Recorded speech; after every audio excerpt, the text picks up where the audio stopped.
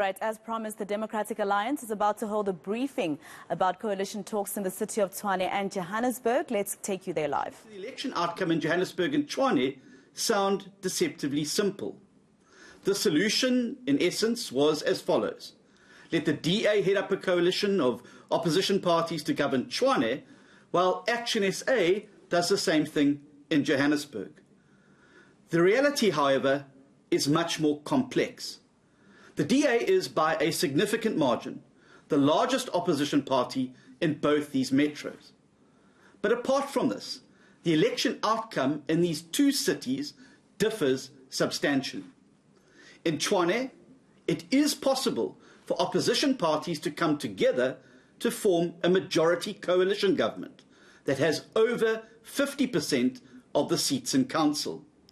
This means essentially that opposition parties can form a stable coalition, pass budgets, take decisions, and do other things without having to rely on the EFF. This is not the case in Johannesburg. For a start, the Inkatha Freedom Party and the Patriotic Alliance, that have a significant number of seats in Johannesburg, but not in Tshwane, have already stated that they will vote with the ANC. Without the 15 seats of these two parties, it is impossible for the other opposition parties to form a majority coalition without the support of the EFF. In other words, even if we do put together a minority coalition government in Johannesburg, the EFF would have to vote with us in order to enable us to take important decisions, pass budgets, and bring stable government. The coalition will always, therefore, be subject to the whims and demands of the EFF. The EFF has already said that they intend to stay outside the coalition and merely give us their vote when we do things that they agree with. So inevitably, the EFF tail will wag the coalition dog in Johannesburg. Some people argue that it's worth taking this risk.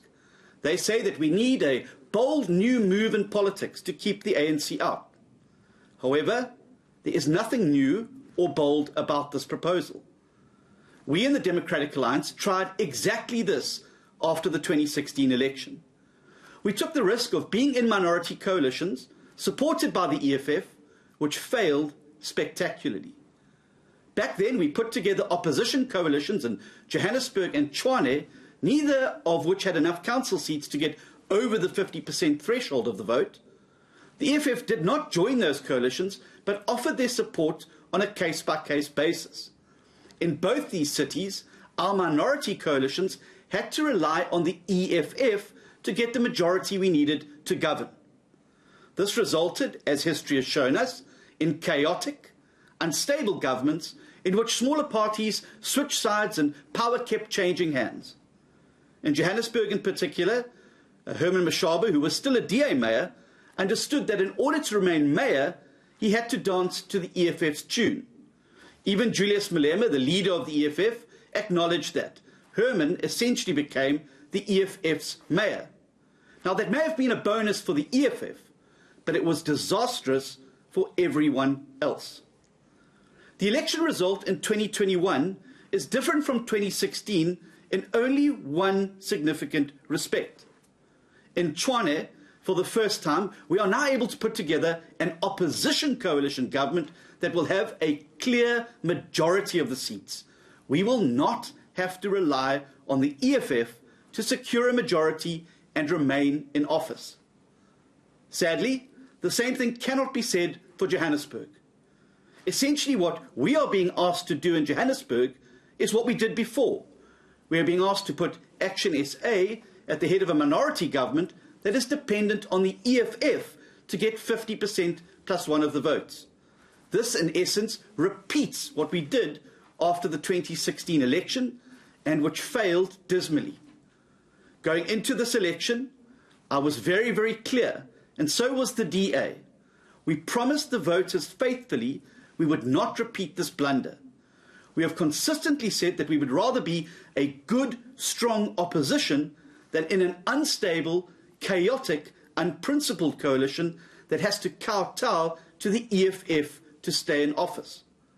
So it is quite wrong to present the election for a mayor in Johannesburg as a choice between the ANC and an opposition coalition under Action SA. It's actually a choice between the ANC and the EFF, and that should be clear to all informed observers. In the midst of the current confusion, we have an obligation to think clearly. Our resolve is being tested, and we intend to stick by our commitment made to voters across South Africa about the EFF.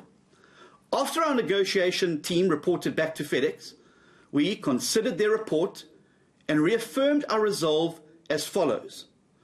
1. We will not go into chaotic minority coalitions that are dependent on the EFF to stay in power. We would rather be a principled, strong and effective opposition than be in government at all costs, especially when we know we will not be able to govern unless we dance to the tune of our arch opponents in the EFF. Thirdly, we respect the will of the voters, and where we enter into opposition coalitions that have a chance of succeeding, we will support a representative of the largest party as the mayoral candidate, as we've done in Breda Valley and other municipalities in Cedarburg. We will not be part of any voting bloc that is dependent on the EFF. Now, none of this should come as a surprise to anybody. We've repeated these commitments consistently since the failure of the 2016 minority coalition governments. We emphasised them throughout the 2021 campaign. The DA is a party that learns from its experience. We are also a party of our word. Now is the time to demonstrate both. On Monday, the Democratic Alliance will present our mayoral candidate, Mpho Phalatse, to election as Johannesburg's mayor at that inaugural council meeting. On Tuesday, we will present the DA mayoral candidate, Randall Williams, for election as Tshwane's mayor at the inaugural council meeting in that city. While both these meetings will constitute a milestone in South Africa's political development, they do not signal the end of the road. The DA will always keep the door open for continuing talks to enable like-minded opposition parties to find each other and build a strong alternative to both the ANC and the EFF. What we're not going to do is be forced into a false choice between them that can only lead to failure.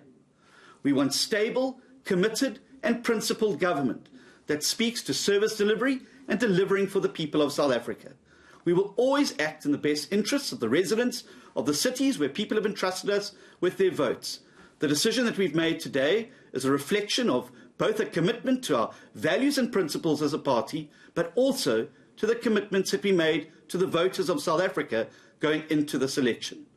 I hope that this clarifies the position, and we look forward to keeping you updated as more elements start to come together in the formation of coalitions around the length and breadth of South Africa that the Democratic Alliance is in the process of putting the finishing touches to, always acting in the best interest of the voters and in the best interest of the democratic future of the country.